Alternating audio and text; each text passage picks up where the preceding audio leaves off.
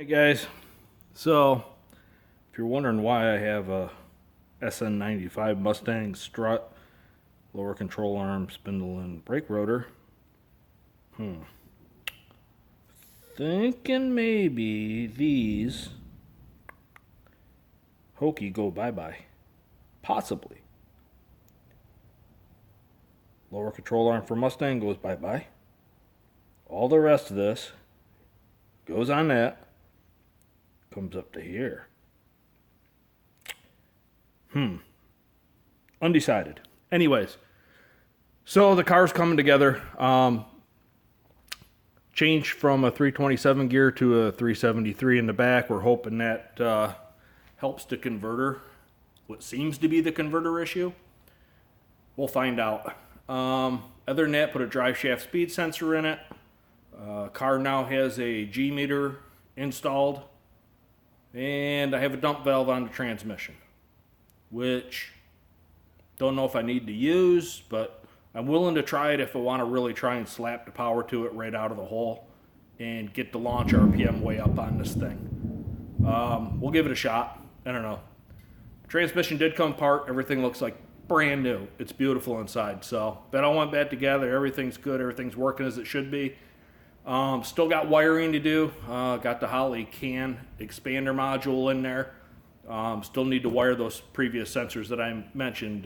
They got to get wired in and then plugged into the computer so the car knows what's what.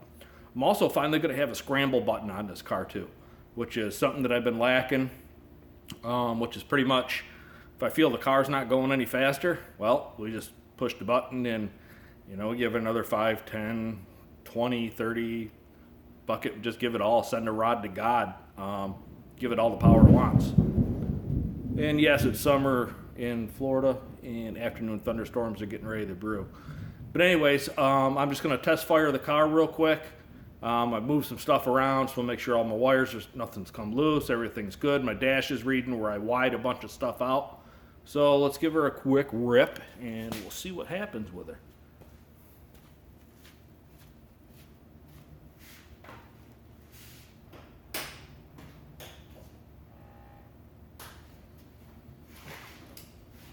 Always got to make sure it's parked, even though it has a neutral safety switch.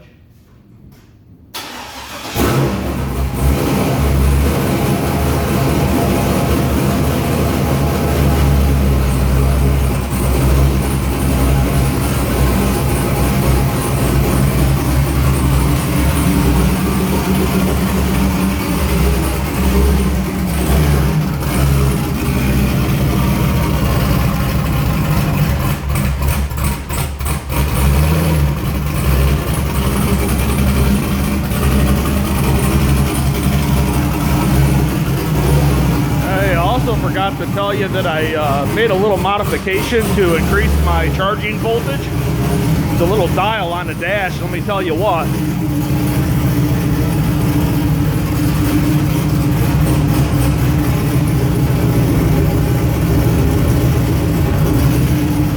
She charges like nobody's business right now.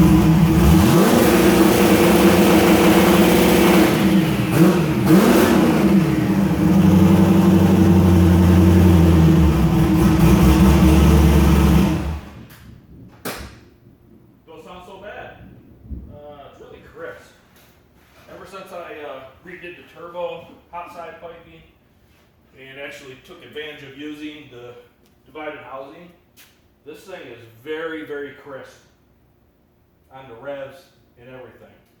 That's what's killing me now about it not ETing a mile an hour better than it has been. We'll get there. It's just a wall right now that we're faced, but I cannot be upset with the car at all. Car has been dead nuts reliable. Only time I ever broke anything was our own fault. We got greedy. We were stupid, and it was on stock pistons. Other than that, things pretty much change the oil, put fuel in it, go have fun. Really even any monkey around much with the rear suspension. It just kind of works. So right now we just have a hurdle to get over. I was gonna happy if this car went, somewhere in the nines, and on accident it went 9.5. So at that point 9.5 was so easy, we thought, well, maybe it's got an 8 in it. So we kept chipping away on the 8th mile, until it was running pretty consistent. I mean, it was a bracket car at 560s. It popped off a couple 550s in the 8th, and went to the track the one time and ran it, went 879 at 150. And we've stepped it up a little since then. I think it's got more in it. It's already exceeded expectations, but I'd be happy if it won a 5.2 in the 8th, and hell, I don't know, 8.5, 8.4s consistently in the quarter. Phenomenal for what I have invested in it. Unbelievable. But anyways, there's my hunk of shit. There's an update on what's going on with it, and yeah, man, that's it. I'll try and get a little better updating more often. Keep you guys posted.